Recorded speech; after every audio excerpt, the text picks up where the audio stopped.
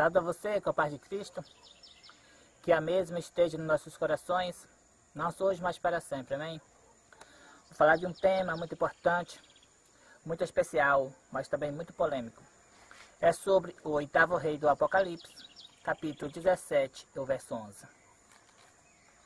Vou iniciar com o verso 8, que diz assim: A besta que viste, era e não é, está para emergir do abismo e caminha para a destruição. E aqueles que habitam sobre a terra, cujos nomes não foram escritos no livro da vida, desde a fundação do mundo, se admirarão vendo a besta que era e não é, mas aparecerá. O anjo está explicando a visão para o profeta João. A besta que tu viste, ela já foi, ela não é mais, mas aparecerá. O profeta João está transportado em espírito para o tempo que a besta não é, para o tempo que a besta não persegue mais o povo de Deus. A besta é um poder político, religioso e perseguidor. Isto ocorreu quando o bispo de Roma se tornou cabeça de todas as igrejas. Foi no ano 538 e se estendeu até o ano de 1798. Um total de 1260 anos de supremacia papal. O que ocorreu nesse período? Temos o relato negro, dizendo assim: por professar uma fé contrária à da Igreja Católica, a história resiste ao martírio de mais de 100 milhões de pessoas. Ocorreu também a história negra da Santa Inquisição, o qual tinha de santa só o nome. Se cumpriu o que está escrito na Bíblia, em Apocalipse capítulo 13, e o verso 7, que diz assim: foi-lhe dado também que pelejasse contra os santos e os vencesse. Deu-se-lhe ainda autoridade sobre cada tribo, povo, língua e nação. A igreja é para salvar as pessoas, não para matar. Mas com a supremacia papal foi diferente.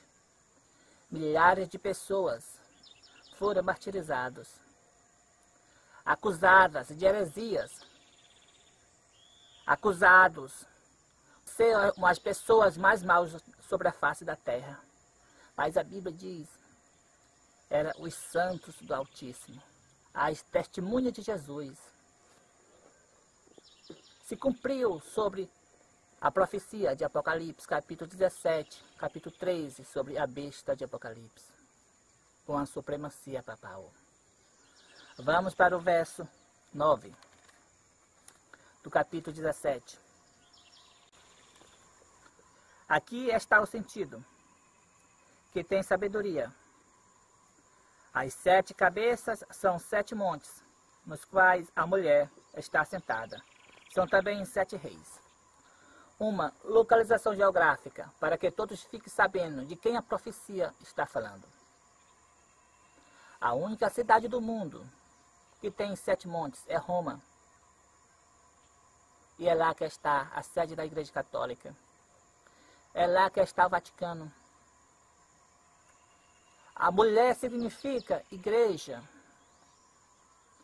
A mulher que se veste de púrpura, de escarlate, matou os santos do Altíssimo, se encontra em Roma.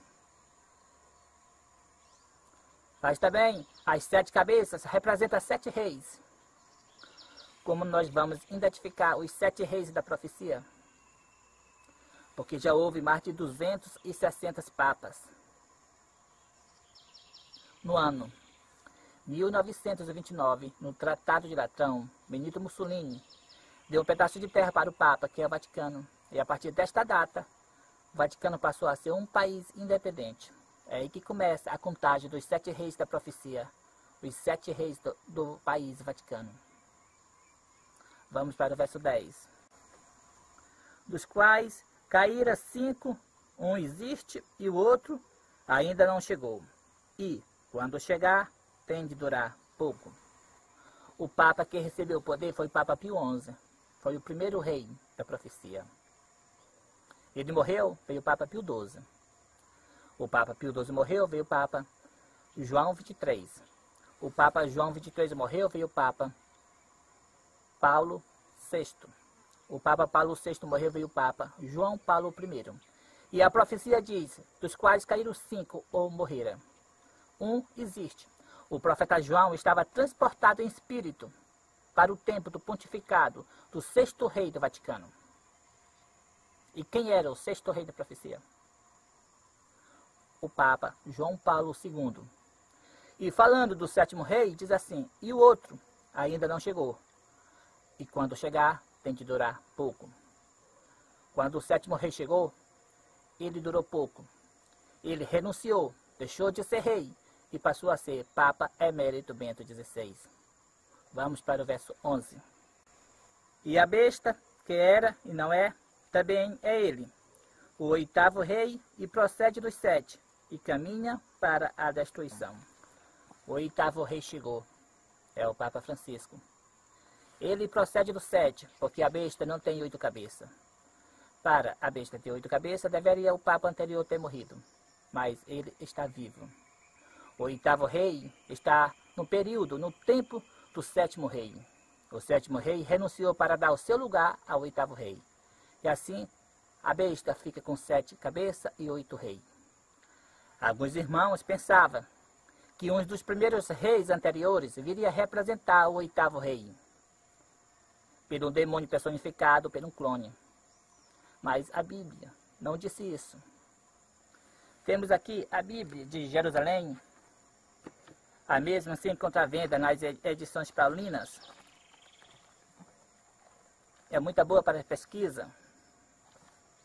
E falando deste mesmo assunto, no Apocalipse capítulo 17, o verso 11, diz assim, a besta que existia e não existe mais, era a própria, o 8º e também um dos 7, mas caminha para a perdição.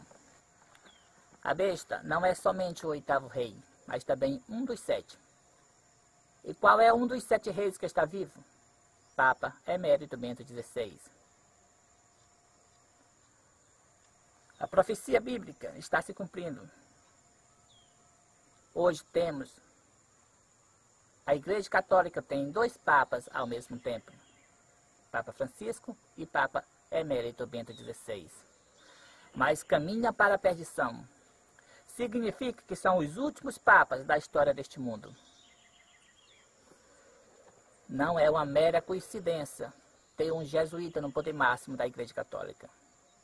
A ordem jesuíta foi criada no século XVI para destruir a reforma protestante. E pelo devido fato de ter um papa jesuíta no poder máximo da Igreja Católica, significa que a besta vai emergir do abismo. Vai voltar àquelas mesmas perseguições da Idade Média, no pontificado do 8º rei. Na supremacia papal 2, não significa que os evangélicos vão se tornar católicos. Não, não significa isso. Mas significa que o Papa Francisco vai ser o cabeça de todas as igrejas e religiões. Os evangélicos e as demais religiões estarão unidos no dogma da santidade do domingo e através do decreto dominical e do ecumenismo, o papado dominará todas as igrejas e religiões. Ele vai ser o líder da nova ordem mundial. Vai dominar o mundo através dos sindicatos e das associações. Mas Deus suscitará pessoas corajosas como Elias e como João Batista. E suas vozes serão ouvidas nas ruas, nas praças e nas grandes cidades, clamando em alta voz: temei a Deus e dai glória, porque é chegada a hora do seu juízo.